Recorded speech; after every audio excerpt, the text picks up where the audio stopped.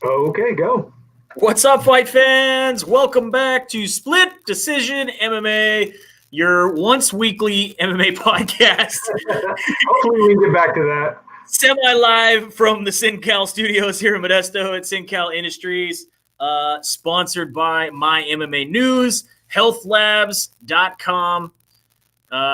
So we are back trying to bring you some information on some fights that are coming up tomorrow, right? Yeah, we got a big fight card tomorrow. Yeah.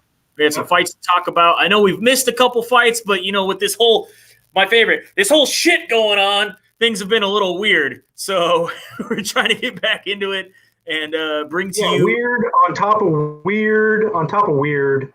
Yeah. My bingo card is really filling up. I mean, it's just got some weird markings on it now. We got. I like the meme out there. It's like where the lady's outside. She's like, I'm checking what chapter of Revelations are we in today? Fan through was this in the Apocalypse book? No. What's this one? Like, what about this one? Like, yeah, some weird stuff going on. Yeah. Let's get into some of the things that have been going on. First and foremost, I don't know if you guys have heard about this. You got Tim Sylvia. Having some issues with his arm. It's like his arm is rotting from the inside because those screws and the plates that he put in from when he fought Frank Mir back in the day are now starting to back themselves out. I didn't even know that was a thing. I didn't think so either. Like, how do you live that long with those things in your arm and all of a sudden your body starts rejecting it? Like, that just seems a little crazy, right? Well, not just rejecting it. How are they backing out? I mean, let's see. Nails. I know nails do that, like on wood and stuff, but I've never heard of screws backing out of a body. But obviously, it happens. 2004 is when this happened. He got his arm snapped by Frank Mir, and so he's got some weird rotting going on in those screws. Very strange. And I guess there's a GoFundMe to help Tim Sylvia because he can't pay for it himself. I don't know. Maybe I just remember the old stories of Tim Sylvia walking around with his UFC belt around his waist to like Walmart and like sleeping in it and stuff like that. So maybe if he sold that belt, it would help. I'm sure that belt's already gone. I got to believe Tim Sylvia. I mean, I know at one point the dude got up to like almost 400 pounds and he wouldn't be able to wear the belt anyway. But what could you get for that belt? I mean, is that those belts back in the day, were they gold or anything? Yeah, not like now. Gold. Yeah. It had some little jewels in it and stuff. I got to believe you get something, right? Well, maybe you can just hawk the jewels then. You don't have to sell the whole belt. Just hawk the jewels. And then you got what was the other little bit of quick news I saw? Oh yeah, Wanderlei Silva got hit on his bike by a car. He got ran over by Jon Jones. Allegedly, that's the rumor. Yeah, Wanderlei Silva. Let's bring up that story. Wanderlei Silva hit by a car on his bike and fractured his foot. He said, if I wasn't wearing a helmet, I would have died. Yeah, his face looked pretty bad. He had a pretty good bump. Pretty beat up. Yeah, man. But yeah, hopefully Wanderlei Silva recovers from that. That's some craziness there. But anyway, let's get into the other news. Obviously, we got Jon Jones. Jon Jones back in the news because Jon Jones asked for a fight with Francis Ngannou, which to me is pretty gangster. I will say that. Yeah, I mean, dude, to be one of the greatest light heavyweights of all time, regardless of the asterisks of steroid abuse and or the picograms and all the controversy and the DUIs and the cocaine and all whatever you want to asterisk on side of Jon Jones. I mean, we've talked about this before. He's still one of the greatest light heavyweights of all time.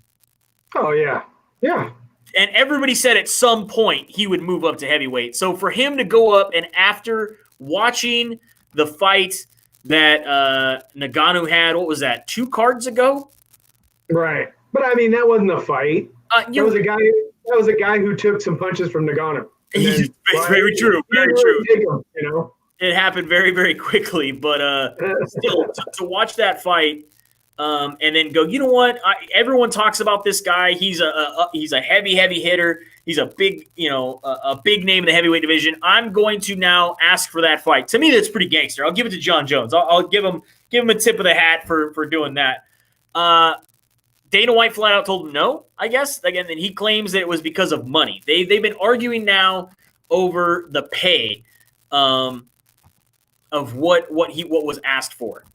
Let's see if we But I have. mean, it seems like money, even before the whole pandemic and not being able to have crowds and stuff, money's come up quite a few times in issues or fights. Yeah. He had come up and asked him that I guess Dana White was saying that he was wanting Deontay Wilder money. He was wanting $30 million and all this kind of stuff. And Jon Jones refutes it, says there's no way. There's no time did I ever ask for that. And you can release 10. And of course, Dana White goes back and says, well, I have text messages that prove it. And he says, well, go ahead and release them. And then I think one of my favorites was Jon Jones kind of picked his words wrong. And he said, Dana, quit trying to tarnish my record or quit trying to tarnish my legacy. And Dana White immediately is like, wait, whoa. I tarnished you? You've done a pretty good job of doing that yourself, buddy. Right. I mean, we all remember the event. I think it was UFC. Was that one UFC? What was the one where Jon Jones pulled out of the event? Dana White went on the tirade about how this will be the event that Jon Jones killed, right? I mean, everyone was like, I mean, I understand he didn't want to fight on short notice. It was only against Chael Sonnen. And, I remember everyone. I mean, also think about an event where we moved an event from Vegas to California for Jon Jones. Exactly. So, I mean, we got all kinds of stuff going on there, but the back and forth has been at least a little entertaining.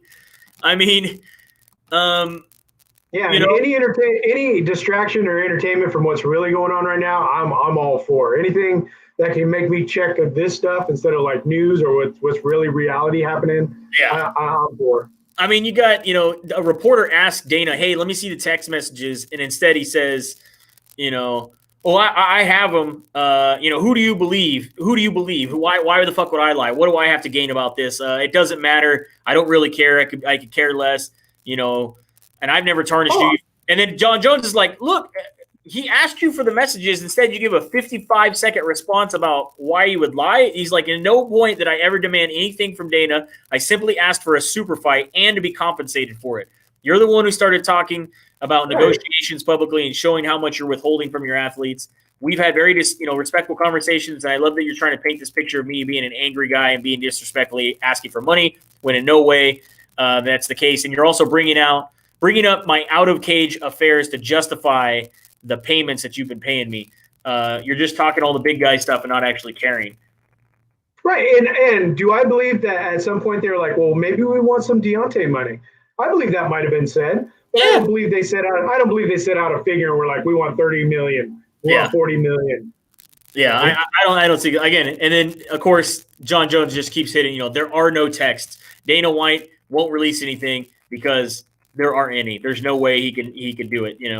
So my point is like, is there a conversation between Dana White and Jon Jones, or Jon Jones's management and Dana White, that Jon Jones's side could release and be like, look, this is what we've asked for. This is what we were talking about. This is where he may have thought we were saying Deontay Wilder style money, and then get people more on his side? Or do you think it's smart of him to just be like, look, we're dropping in. Dana White could be Dana White. We're going to be Jon Jones and just move from there. Right. I think that's the smartest thing, is just to let Dana White run his mouth or do whatever he wants to do. When has Dana White ever lied to us, guys? Right. He never has, right? He's not a liar. Not that anybody could. Well, we have proved it. But anyway. So yeah, it's been a fun little, like I said, distraction there. We got Jon Jones, Dana White going back and forth. Jon Jones. So then Jon Jones said fine, that he would drop the light heavyweight belt, that he would just drop it, and take 2 years hiatus. Yeah, I'll vacate. And he's like, I'm sure, like, release me from my contract. Somebody else will pick me up. If it's because I can't hold two belts at one time because everybody else has done that, I'll drop the belt and let me fight for heavyweight. And then Dana White's just only response is, well, he's the greatest to ever do it, and if he wants to retire or do that to his career, that's up to him. He's made enough money. Right. And he has. He's got quite a bit of money. I don't know how much he still has, but I'm sure he does, yeah. And then this kind of led to George Masvidal also having an issue. He thought he was in line for the welterweight title. Apparently, talks have reached an impasse over compensation. And they said that now after this fight we'll get to here in a minute, Gilbert Burns instead might be getting the shot against against Usman instead of Masvidal. And he says, if I'm not worth the money, straight up on Twitter, I'm not. If I'm not worth it, let it go. Why make me fight for half of what I've made in my last fight just because this guy can't draw? And don't tell me about the pandemic when reports today it's the highest the stock market's been, and you guys are buying an island. Just remember, you could buy stuff without money. On approved credit. And then Dana White's credit says, look, you've got enough money to buy big islands. Let me repeat for the billionth fucking time. I did not buy an island. We did not buy an island. We are using an island. The reason we're doing an island is so that fighters from out of Europe and the rest of the world can make money and still work because they can't get into the United States. They can't go to other places. We did not buy an island. We are doing infrastructure. In fact, part of that news was the first date of the island, of Fight Island or whatever you want to call it, is going to be July 11th, but it's not going to be – we don't own the island. They're just helping with the infrastructure there and making it so that they can bring fighters there. And then I think this part was really funny is that Dana White said anybody that doesn't want to fight doesn't have to. Jon Jones, Masvidal, anybody doesn't want to, it's whatever. If it's even about the pandemic, it does not matter. If you guys are independent contractors, this isn't the NFL where I can make you come to practice, you do this, and you're going to get a fine or whatever. These guys can do whatever they want. They can say to them, I'm not begging people to fight. We offer the 3 fights in the contract. You either take them or not. Right. Now, to me, do you think it's smart of Dana White to be like mentioning these things when we've already had multiple years of talks about a fighters union? To be like, look, we're not if you guys don't. Right. But we've had the multiple years of talks. But, I mean, where's it gone? It hasn't gone anywhere. And there's been people screwed left and right. I mean, you still got, from what I understand, I think Mark Hunt is still in court. Oh, yeah. So I saw something. I saw something earlier today, too. Let's see if I can quickly find it. I guess they polled a bunch of fighters to ask who would best represent them in a union. Let me see if I can find Leslie it. Smith. No, it wasn't Leslie Smith, and that was what I thought was funny. Let me see if I can find it real quick. Let's scroll down here. Here we go. Scrolling. What sparring footage are you waiting for, Pixels? Pixels said he's still waiting for sparring footage. It must be that footage from the boxer when he fought McGregor. Remember? They showed us 40 seconds, and there's a whole other 13 minutes. Yeah. Oh, yeah, here we go. Here is the Ben Folks on MMA from The Athletic said, asking fighters who they would pick to lead a union. Number one at 24.6% said Conor McGregor should lead the fighters union. He won't. He's already got his money. Had they been in a union, he wouldn't have made the money he made. Number two, 17% said Daniel Cormier.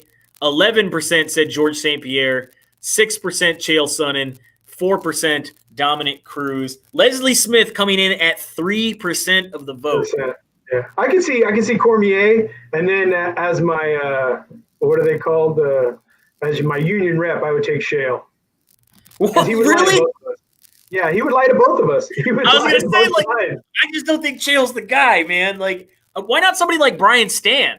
You know what I mean? I don't know. Chael's like one of those guys, like when he's sitting with you, he's like, okay, fuck management. You know, this is what we're going to do. And then when he sits down with management, he's like, you know what? Fuck the fighters. This is what we're going to do. You know? And he's like, hey, I don't know what happened, man. We tried to work something out, and it just never worked out. I don't know. To both sides, yeah. I mean, I don't know. Tune in to Bad Guy to find out what happened. Bad Guy, find out. I feel like, what about somebody like Brian Stan? I feel like he'd be an upstanding guy. He fought for a long time. He's got, military background. He's got, I feel like he's led a few organizations. I feel like that would be a good guy. I don't even know if he wanted to get involved. I mean, he's been out of MMA for a while. He had such a bad taste in his mouth when everything started getting really bad. Remember, he's like, okay, I'm out. Yeah. Because I don't want to renew my contract. They even offered him a little more money. He's like, nah, I'm going to finish my education and I'm going to do some other stuff. I feel like DC would be good too. I'm okay with DC. Yeah, but I think DC just wants to get out of everything altogether. I mean, he's got a lot of kids doing stuff. Yeah. I mean, not right now, because obviously wrestling and all that's kind of shut down for a little bit, Have you watched any of the pro wrestling with the no audience? Yeah.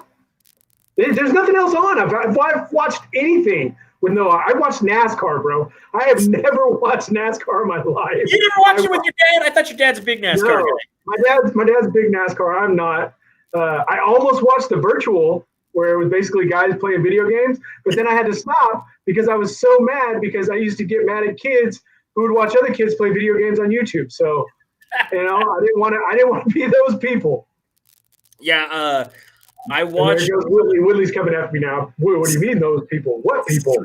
Some of the pro wrestling, and it's just odd, man. You can't play up to a crowd and be a heel and a baby. Like, it just doesn't make sense. You're talking to no one. You're talking like, it just, I don't know. How come you don't use crowd tracks? I guess if you crowd tracks, like laugh tracks, crowd tracks. You would think, right? They got to be able to do something. I mean, there was rumors that WWE used to do that anyway. In a live show, they'd pump in noise to try to sway the crowd one way or another. Yeah, so pump in crowd noise. I think that would be cool, man. I still think what they should do is they should film it, right? And then film an audience watching it and then splice it together when they actually release it. Or why can't they have a crowd join outside watching it on the screen? Right. And then pump in crowds. You're not supposed to have crowds, Dennis. As long as they're 6 feet apart or 30 feet. I know I've seen that you snuck off to San Francisco, so I know you've seen some stuff up there. Yeah, we were in a public park along with other people. You're not supposed to leave the county. You're putting the whole county at risk. I'm calling Barbecue Becky and Karen. I'm calling them all. You were 6 feet apart. I followed all the rules, sir. No, we went up. We took off to the lakes, you know. Yeah. And again, nobody up there seems to believe that anything's happening, you know. I launched my boat, and immediately a guy comes up, "Hey, man, fishing? You fishing? What's going on?" I'm like, "Back up, bro. If I can feel your breath, you're poisoning me." I don't know. All right, so we had the UFC on ESPN was last weekend, right? Was that the 30th? Right. Yeah. A week ago? Time is weird right now. This Blur's Day stuff is weird. Yeah, there's not it's like, okay, like I went back to work, but there's still not like a day of the week, you know? It's what are we doing today? Doesn't mean what are we doing on Friday? What are we doing on Thursday? It's what are we doing today? What are we doing tomorrow? That's it. Yeah, when you posted the thing of Rick, you know, it's like, oh my God, what do we do? Why are we doing this? I was like, that's how I feel every day. I stare at my wife when she's getting ready because to work at home, you know. Yep. And then I'm on call, so I have to be ready to go at any point. And then nothing happens. That's the day. That's the day. All right, so we had UFC on ESPN. Woodley Burns was the headliner. So anything stand out to you? I really liked Caitlin.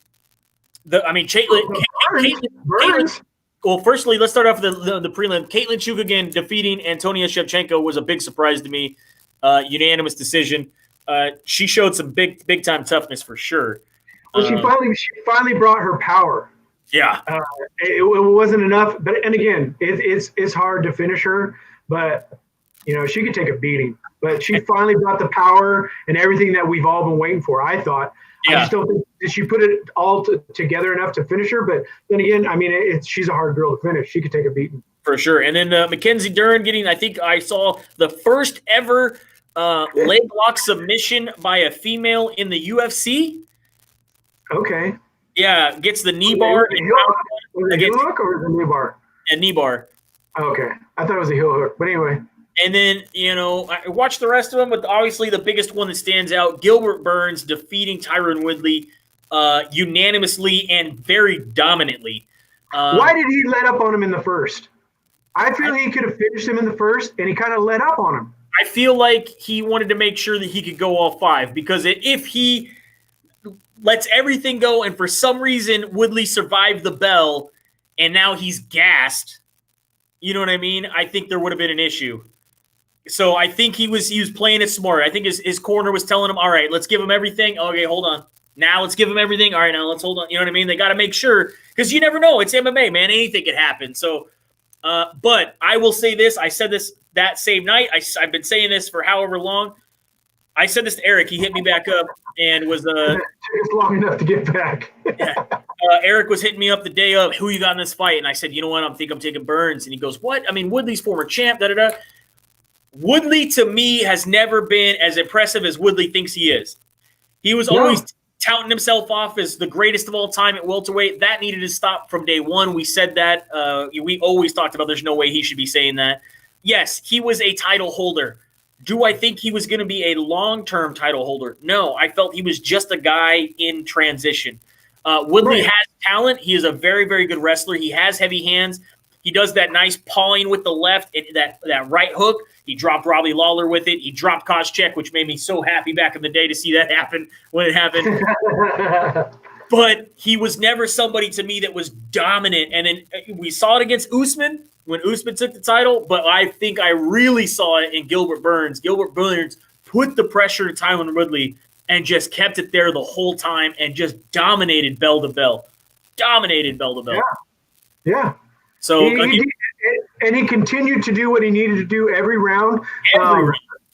But in the third, you could tell I got a little worried. I don't know. I know a lot of these guys got to get past a certain hump of cardio when they get a second wind. And then I was like, oh, shit. He's looking, But the good thing was Woodley was beat up and tired enough that I don't think he could, even if the yoke was completely busted, I don't think he had the ability to take advantage of that. Was it? Maybe it was just me. I asked Kyle, who was watching it with me when we were there at work. Burns don't know shit. Burns looked surprisingly strong against Woodley, and I felt like Woodley could never get enough leverage or have enough strength to turn or push Burns around. I felt Burns looked really, really strong and was able to keep him in place. Do you agree with that? I feel like they took a lot of Woodley, and here's the thing: you have a lot of video of Woodley to dissect. You don't have a lot of video of Burns, and the fights that Burns has had is kind of been one-dimensional as to what he does. So I think a lot of what you seen what he did to Woodley was what they dissected in video, and he used a lot of Woodley's own positioning against him. Yeah, I mean, there was quite a bit. I mean, Burns has been around since 2014 in the UFC, but, I mean, it's never been – I mean, and he's had a couple big names, obviously, lately, but nothing big maybe up to that point. So I can kind of see what you're saying with that. I really felt, obviously Burns' background in jiu-jitsu was going to come into play, and that's where he was going to do really well. I felt the wrestling was about even, and the hands were about even. I know me and Eric had talked about, there was times – when Burns in other fights previous to this, got caught when he shouldn't have, or he, got reversed when he shouldn't have. Having the jiu-jitsu background that he does, it should have been easy, but it for some reason wasn't there. But like I said, I took Burns at the beginning of this fight, and I'm very happy that he got the win. Yeah. Now we get to see possibly him against Kamaru Usman. It's a very interesting fight. I still want to see Masvidal first. Masvidal deserves it. Hopefully they can get this money thing worked out. Yeah, hopefully they can, for sure. And then moving on from there, obviously we have the big fight that is a big card that's going on tomorrow. This is on pay-per-view, UFC 250. Can you believe we're at UFC 250, man? This is crazy. Yeah. UFC, finally. The first pay-per-view I bought, I think, was UFC 54 or something like that. It's crazy. I mean, and I've seen them all. I have the library. We can go over here to the TV. We have them all, but it's just crazy to get UFC 250 now, and we're still going strong. I remember the big celebration at 100. We got to 100. Yeah, that was one of the first ones we had at the 108 when I used to work out there, man. It was I think we started doing pay-per-views at UFC 98, and I was like, we got to get pay-per-view before 100. We have to get payper-view before 100. It's going to be huge. And if you count them all, aren't we over 700? The amount is absolutely insane. If you count all the fight nights and the fight for the troops and the all the little tiny ones that are there. Even tough. It's going tough. Tough finale. Because I like what somebody said. These fights that are happening, at the Apex, or this is super tough. Yeah, that's really what it is. That's what it feels like. That's definitely what it feels like. It feels a little weird. Yeah. Yeah. But yeah, so we got. Let's see what's got here on the card. Let's get on on Fight Pass. Hang on a second. We got questions here. Now we got Woodley's style over his career. He crafted was dependent on speed and power, but as a 38-year-old, that speed will start to drop and continue to fade. And I mean, that's kind of like what we said about Jon Jones, that eventually Jon Jones won't lose to a fighter. Jon Jones will lose to time. Yeah, Jon Jones is definitely going to lose the time in the long run, unless he retires before it all is done. But I definitely agree with you there, Ernie, that he's kind of getting up there. He's slowing down. Maybe he needs to go back to his rap career, which was what it was. I mean, I don't even know what to say. I don't. Woodley can go rap, you know. That's what I'm saying. Go back to his rap career if that's what you want to call it. Yeah. So what we got here on the early prelims, Fight Pass, ESPN Plus. You got at catchweight Evan Dunham going against Herbert Burns, Alonzo Minifield up against Devin Clark, and Jussier Formiga against Alec Perez. Obviously, that Jussier Formiga Perez fight should be a pretty good fight. That's going down at flyweight. Preliminary card on ESPN, the regular ESPN, which you can catch. This is probably one of the only live sporting events that's happening besides cornhole and drone racing and Madden on ESPN. You got Charles Byrd going up against Makai Pitolo, Cody Stamann against Brian Keller, Ian Heinch against Gerhard Meerschaert, and Alex Caceres, Bruce Leroy going up against Chase Hooper. Is anything stand out there that you want to focus on or that you are excited to see? The Caceres Hooper fight. Caceres Hooper. I think that's gonna. Yeah, I think it should be pretty good. Or it could be over quick. I don't know. You know, it's MMA, man. Anything can happen. It would be funny if Caceres can get him to the ground and submit him. That'd be great. I think. Yeah. That'd be great. And the main card's got a pretty nice little undercard here. Bantamweight Eddie Wineland. I'm been a long-time fan of Eddie Wineland.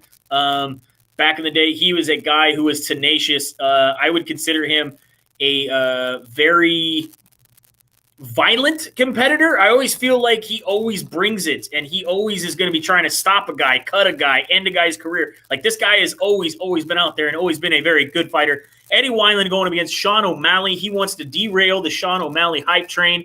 How do you feel about that? Like I said, the last Sean O'Malley fight, I didn't expect a lot from him. I thought that he had kind of been taking it relaxed. He proved a lot of people wrong, and I hope to see the power that O'Malley brought at the beginning. I hope to see it in this fight. Yeah, Eddie Wineland, like I said, is a big-time veteran. He's fought off and on for the past 3 years. He's only had one fight each year in the past 3 years, so it's going to be interesting to see. I think at one point he did call for his retirement and then came back out, but he is coming back to fight Sean O'Malley. And Sean O'Malley is definitely a rising star in the UFC and has the potential to make this a really great fight. I think this is a good veteran fight. I just hope he's not a porcelain doll because, what didn't he break a little bit last time or, Yeah, but I think I think this is a good veteran fight for him to start the rise. I mean, he's not that he hasn't been fighting good guys, but I just think you get somebody with the experience that Eddie Wineland has. This will be a good test for Sean O'Malley. Next fight we have is welterweight Neil Magny going up against Anthony Rocco Martin. I am rooting for Neil Magny in this fight. It's going to be a good one. Anything on that one there yourself?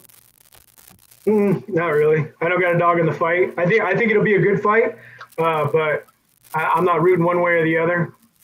You got Aljamain Sterling going up against Corey Sandhagen. I really like this fight. Well, you like Sterling, so I'm gonna have to go Sandhagen on this. Oh, all right then. I'm gonna go the yodeler. Yeah, I'm gonna go the absolute opposite direction of you. Yeah, no problem. Yeah. Hey, split decision. Gotta have a split decision. Gotta have it. I think. Let me see if I can do this real quick. Who do we got there at the top? Bringing up the official rankings that don't matter that our friend Eric votes on.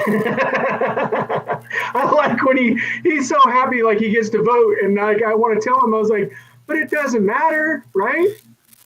Not supposed to. So, yeah, we have obviously the bantamweight title has been vacated because Triple C has decided to retire. And you got the title. I heard he's already scheduled for a fight next month. I haven't seen anything yet. Maybe let's see if I can find that here. Let's see. Henry Cejudo. Let's see if there's any news up on the Googles there. On the Google, looking on the Google. Allegedly, he's scheduled to fight Ryan Garcia. Isn't that just wrestling though? Oh. Who's Ryan Garcia? Exactly. Oh, it's boxing. Yeah, he wants to box. He thinks he's going to box Ryan Garcia. Sorry. Okay. Anyway, so you got Marlon Morales, who just lost to Triple C at the top there. Aljamain Sterling and Peter Yan, in my opinion, should be for the title. However, we're going to have number 2 Aljamain Sterling against Corey Sanhagen, and they're saying Peter Yan's going to be fighting Jose Aldo possibly for the title. I don't agree with that. I think that this should be the one that's a big deal. Wasn't the Yan Aldo fight supposed to happen like 2 cards ago? Possibly, yeah. Yeah. But and obviously we just had Dominic Cruz lose, and then that's when Triple C walked away. I still believe though that Aljamain Sterling is he's number 2 for a reason. That's a ranking I do agree with. I just don't understand why they haven't put him against Peter Yan for the title, and why they're putting him against Corey Sanhagen not for the title. I don't know. They'll figure that out. Then you got at bantamweight, you got Cody Garbrandt making his return up against Rafael Assunção. Cody Garbrandt, he says he's here to take it back, that he's had other things in his life come up that have caused him on his downswing, but now his life is together, and he is ready to come back. Remember, he had lost against TJ Dillashaw twice, lost the title, didn't win the rematch. TJ Dillashaw had to drop the title due to the PEDs he was taking. He fought Pedro Munoz and lost with a KO, and hasn't really looked the same. That was back in March of 2019. Hasn't looked the same since. Obviously, this will be his comeback fight from that long layover. I'm interested to see Cody Garbrandt come back and be pretty strong.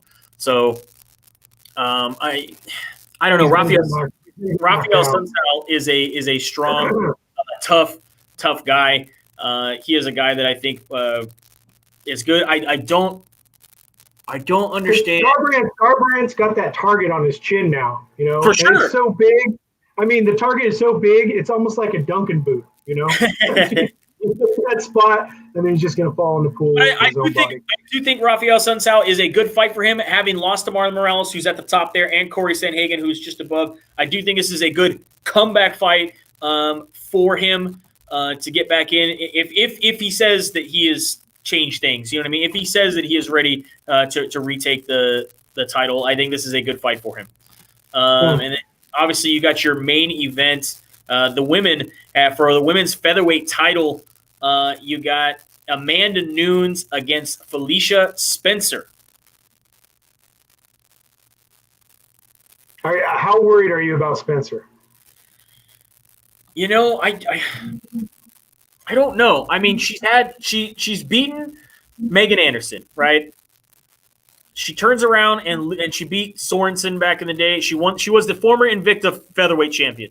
She beat Pam Sorensen, leaves Invicta, comes to the UFC, beats Megan Anderson, kind of derails that hype a little bit, turns around, fights Chris Cyborg, and loses, obviously. But she hung in there. She hung in there with Chris Cyborg, and then turns around and returns and gets the win over Zahira Fajer dos Santos, gets a big TKO. But we've talked about this for a long time since Amanda Nunes, her comeback and this tear since 2015? She had that loss to Kat Zingano, and then has come back and just completely dominated and tore apart the women's division, beating everybody that's anybody in the division. I can't think of one person that's in the rankings right now that I think would give her a trouble, or I can't think of anybody in the rankings right now that I think she needs to fight to prove anything. I'm trying to look right now. I mean, a fight with Weili Zhang would be fantastic, but I don't think it's necessary. And again, that's a huge division. That's strawweight to featherweight or bantamweight. That's not going to happen. But everybody else, I pretty much feel like Amanda Nunes gone through. I mean, you got maybe Juliana Pena eventually, but I don't even think that's necessary. Maybe somebody else can chime in there, but I think obviously Amanda Nunes is going to continue to dominate for a little while. I mean, we said the same thing though about Ronda Rousey at the time, and then Cyborg at the time. You know what I mean? The undefeatable. There's no one left. And then someone comes along and has it figured out. but I haven't seen anybody rise like Amanda Nunes rise recently. So there will be somebody eventually, but I just do not think, unfortunately, that person is going to be Felicia Spencer. I could be wrong, but I'm definitely going Amanda Nunes on this fight. Yeah, that's where I'm at. I'm at Amanda Nunes too. And then, I know.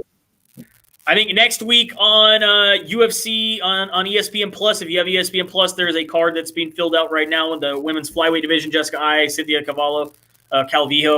I know Andre Touchy-Feely's on that card. I think Tyson Nam's on that card. There's a couple things they're putting together. That one's also going to be out of the Apex Center. Is anybody else? I mean, maybe I'm just, because of everything that's been going on, not following as much, but is there any other event? I know they had a Titan FC event recently, but I feel like there's Titan FC. And then there's been some stuff in Florida. So, but everybody else is pretty much on lockdown still, right? Bellator's trying to figure something out right now. That's for what I heard. And Bare Knuckle too. Bare Knuckle's trying to work. Are we doing Bellator Bare Knuckle Island, or are they getting their own island? I don't know. Are they going to rent Dana? Well, can you do it on a what do you call that? A riverboat in Kansas City, right? Yeah, like a floating barge or something. Like they got to be able to do something. Oh my God! In the Delta? On a floating barge in the Delta? I know a promoter. He might be a janky promoter, but I might know one. Is he still a promoter? Anyway, yeah, that's pretty much it. If there's anything that we missed, I'm sure there's still a lot that we missed, but that's what we're going to cover for this week. We will just be glad that we're back for right now. I'm going to keep trying to make this happen. Still trying to come down here. I'm trying to I got my work schedule, I think, figured out where we can make this happen every Friday once again, somewhere around the 2:30 hour. Yeah, we miss you guys. I miss being here. I miss being there. I miss the conversations. I miss being in there. And as soon as I can get over whatever the hell is going on, and I know we're safe to be in the same room, we could put plexi in between. I know, but it's just weird. I'm in a high risk job. You're in a high risk job. I don't want to kill you. I don't want you to kill me. You could go in the Rusky guitarist room and hang out in there, and then I'll hang out here, and then we're in the same building. I'm gonna need a lot of cable.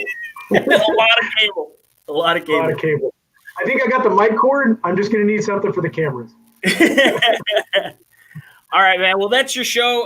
Again, we are Split Decision. We will try to be your weekly MMA podcast, bringing you thing. But obviously, because we're not here as often as we'd like to be, you can always go to My MMA News. They are constantly on it. Eric is still employing writers, and they are going out there. Apparently, he's buying other places now and absorbing all their writers and making it so that MMA News is going to be found 24 hours a day, 365 days of the year at mymmanews.com. Also, we're brought to you by Health Labs. And guess what? I know we were trying to promote Health Labs because they had cheap MMA blood work for MMA fighters, and that's not really happening right now.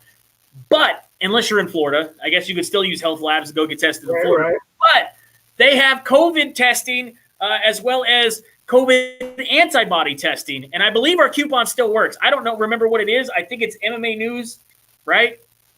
My MMA News is the code. We'll try to get that from Eric. But I know for a fact you can go on to healthlabs.com, sign up, get yourself the antibody test if that's something that you need or you're worried about. And we're always here at the SynCal Studios. Well, at least one of us are.